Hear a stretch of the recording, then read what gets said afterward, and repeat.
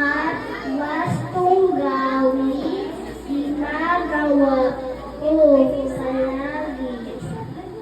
Sarili ay paunlarin, maling kilos ay baguhin.